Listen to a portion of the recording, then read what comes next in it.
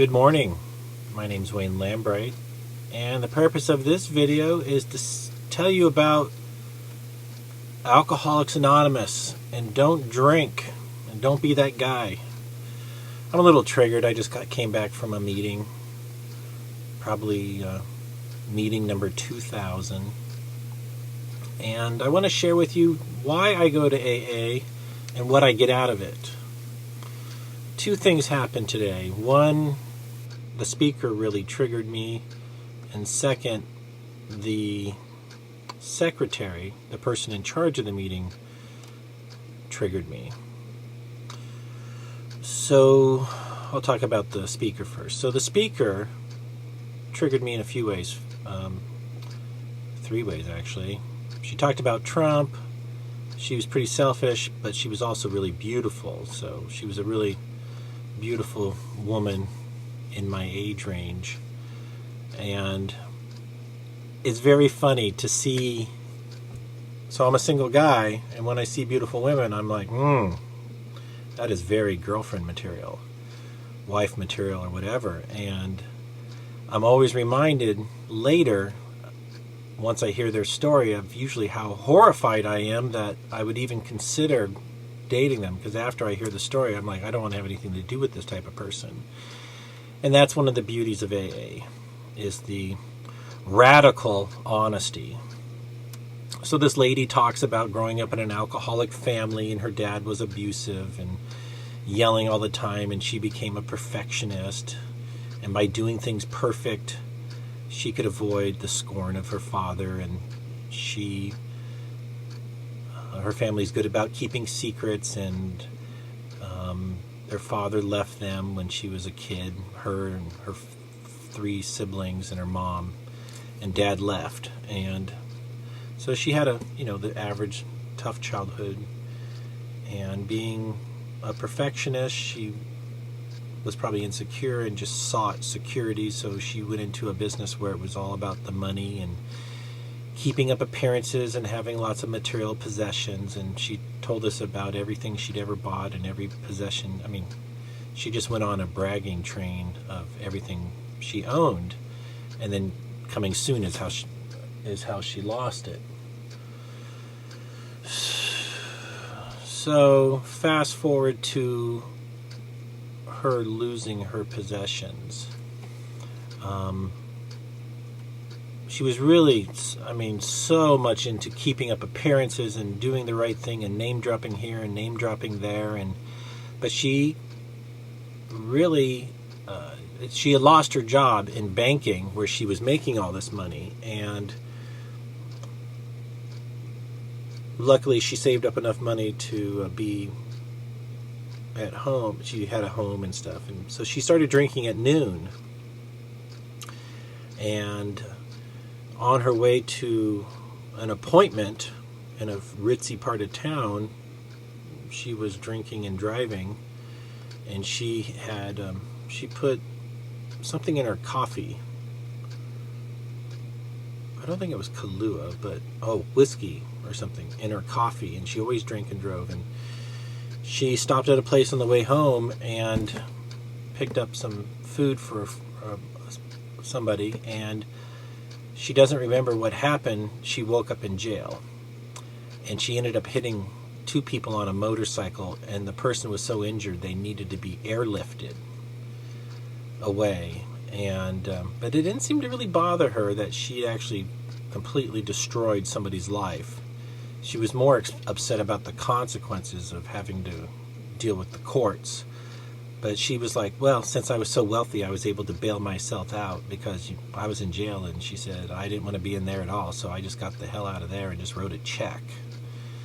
And then she had to hire a private attorney, and she was so blessed because she saw how other people got screwed over with public defenders. And she lived in a sober living environment, and how that was so beneath her, but she had to do it, so she just wrote a check, and she was there, and she really learned a lot from those people. And I think what she means by those people is where their shit stinks, and of course hers doesn't stink. And Then the day came when she had to go to court, and luckily she went to court with this much paperwork. And after 8 months of being sober, she was the manager of the sober living environment, and she was only sentenced to 1 year of prison. But the judge wanted to give her 6 years of prison. But since she had so much money and so many resources, she was able to bring it down to 1. She said, man, prison was just terrible. But it really taught her a lot.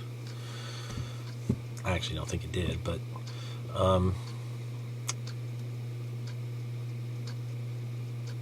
and she went on to talk about how she sees things differently now, and she's so grateful that AA basically has saved her life.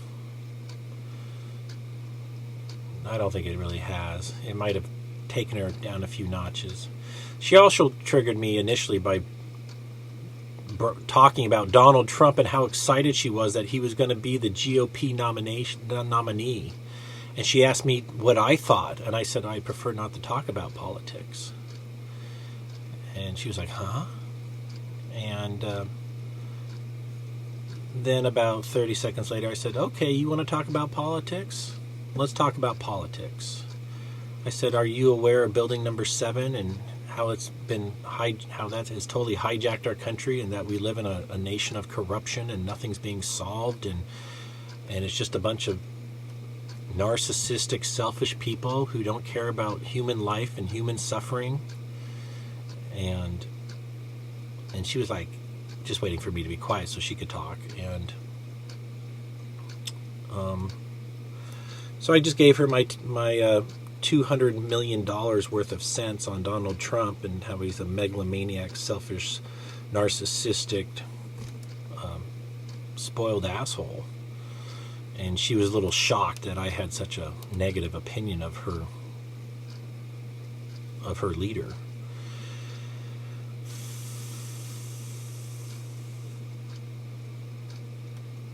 I guess the good thing is that lady's not drinking anymore, and she's no longer out there injuring society. I'd love to hear the story from the guy she injured. And I actually believe that this lady will probably drink again, and probably... Oh, she told the story about how her sister was an alcoholic and a single parent and was really poor, and her sister called her and it relapsed, and she was like, well, just go to a meeting and call your sponsor. And she was really dismissive, and her sister killed herself 2 days later because her poor sister had no resources and her sponsor had moved away, and she called her big sister for help, and her big sister just kind of blew her off, and then the little sister murdered or killed herself, which is really sad, you know. And I guess the reason I'm sharing this story is don't be a selfish bitch. Don't be a selfish asshole. There are other humans out there, and if somebody's reaching out to you, be nice to them. Which reminds me, I got to be nice to somebody I blocked last night. But they were just... I thought they were a troll annoying me on Twitter, and I'll unblock them and see if they can just maintain. But if they keep... I asked them not to direct message me, but they were. And, you know, it just didn't make any sense. But I'm selfish too sometimes, and my ego gets in the way sometimes. Then the secretary. I get there, the meeting's not till 9, and I get there at 7:45 to make coffee early, so people who get there early have coffee. So the coffee's ready at like 8:15. And I don't have to do that. I could just, you know, arrive at 8:30 and make the coffee, and nobody would really care as long as there was coffee for the meeting. But she refers to us as her crew. Well, I'm not her crew. I don't work for her. She doesn't pay me. We're all volunteers. And the good leadership thing would be to say thank you to the 3 people who set up the meeting, me and the 2 other guys. But she's unwilling to do that. And so after the meeting, I said, you know, Secretary, can I talk to you a minute about something that's, you know, bothering me? She said, sure. I said, well, you refer to us as your crew. I said, we're all volunteers here, and that. She's like, Wayne. I was like, no. Hear me out. I said, I don't work for you. We're volunteers. It would be respectful if you addressed us by name. And that's when she said, you know, Wayne. I said, you know, look, you heard me. That's all I wanted to say. and she was just going to try and put me in my place. And she's a former ice skater, another princess, and just a lack of respect for humanity and other people and stuff. A fourth story. So some guy who, a gay guy, nothing wrong with it, but he tells a story about how he's struggling, but he was in the Twin Towers when they were attacked and stuff, and he tells a story about how that made him drink and how he was so happy when they had killed Osama bin Laden, and it was such a relief for him. So naturally, I wanted to talk to him about Building 7 and see what he thought. But I asked for permission, so I went up to him later and I said, "Hey, my name's Wayne," and I said, "You talked about Building 7. I said, "Is it okay to? I have some questions. Is it okay if we talk about that?" And he says, "Sure." I said, "Are you aware of Building 7? And he's like, "Huh?" I said, "World Trade Center 7 across the street." He's like, "Oh yeah, I know about it." I said, "Well, don't you find it interesting that it's not in the 9/11 report?" And he's like, "No, I don't want to talk about it. I don't have any time for conspiracy theories." I was like, okay. And then he just parted ways. He's so narrow-minded, not open to the truth. Oh.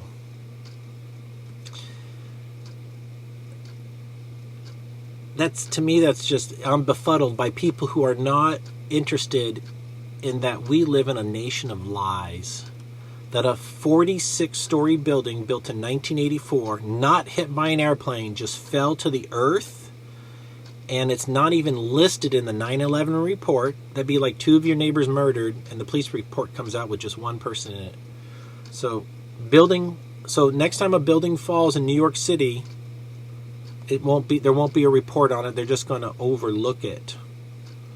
Isn't that terrible? Come on, people.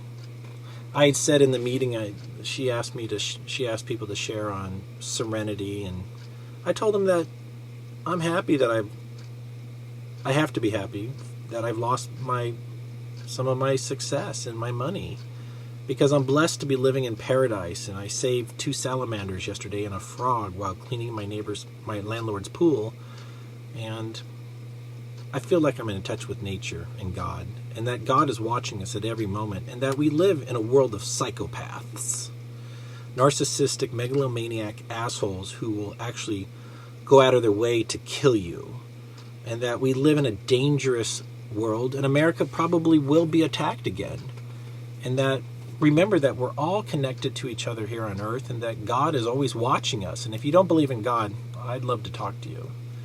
And I don't mean God from the Bible. I mean, who made the stars? Are there aliens? Yes.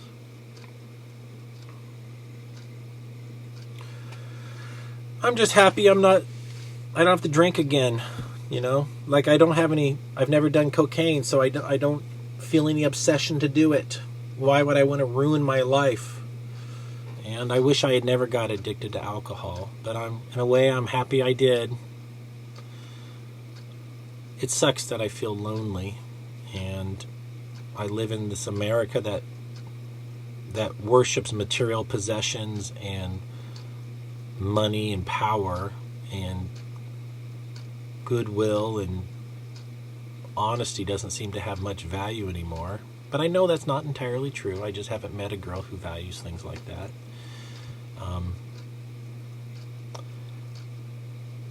There's something called cultural Marxism, and how the Russians are. There's this Yuri Brenov or something.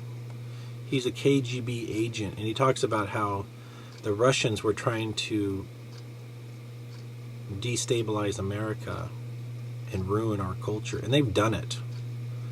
And capitalism is bad. I don't see capitalism being good for society. I mean, I'm disassociated with my mother because she loves Donald Trump, and she just discriminates against me and other people. She doesn't like black people. She calls them niggers. And I'm not welcome at Christmas because I voted for a nigger, Obama. And it just hurts my feelings that people like that are out there with those thoughts. And so my family, who, without family values, society breaks down. And I'm a victim of it. A broken society, a broken family. My dad was an alcoholic. And he was beaten a lot by his mom, who was probably an alcoholic. And Jesus, I mean, well, I was going to say we probably should outlaw alcohol, but that's not true. I think nothing should be outlawed because people are going to do what they're going to do. Like, I think we should decriminalize drugs and just let people kill themselves if that's what they want to do, because they're going to do the drugs anyways. They're going to seek it out. I could have done other drugs if I wanted to, but I had enough education to tell me that you don't want to do that kind of stuff. It's harmful to you.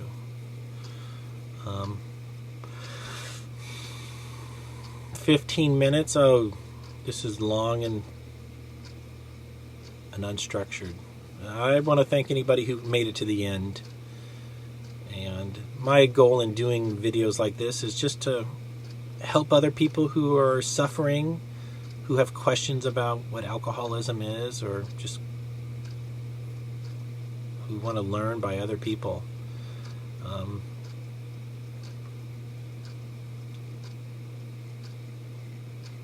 I'm happy that I'm sober. I'm happy that I make delicious coffee for my AA buddies. I'm happy I get to see a lot of friends there. One girl saved a dog who was running around on the streets and took it home, but she's got 4 cats and another dog, and she can't take care of this older dog, and was telling other people that maybe they could foster the dog for a while, and I thought that was really kind. So there's lots of definitely good people out there also. I don't want to appear to be negative. And Donald Trump people, pretty selfish. I wouldn't expect those people to be kind or generous. I don't think they're good Christians. They're worshiping a selfish asshole. And they think a selfish asshole, tyrannical dictator is going to save America? No. He's a double agent. He's a spy for Israel and Zionism. He's a salesman. He's a sellout. He's just a professional con man. That's how I see Donald Trump. Donald Trump doesn't have a kind bone in his body. He doesn't care about anybody who is underprivileged or who is weak. He would just as soon probably execute them than be compassionate. Maybe Donald Trump is compassionate and kind, but he doesn't use those words or that type of language, so we're never going to know. Donald Trump's favorite thing is, "You're fired." Well, I hope voters fire Donald Trump and don't give him any more power than he's got. Hopefully, if you're smart, you'll boycott everything about Donald Trump and you'll speak up and say, why should we promote a bully? That's my conclusion. It could have been stronger, but that's all I got for right now. I'm Wayne Lambright. Follow me, Wayne Lambright, on Twitter.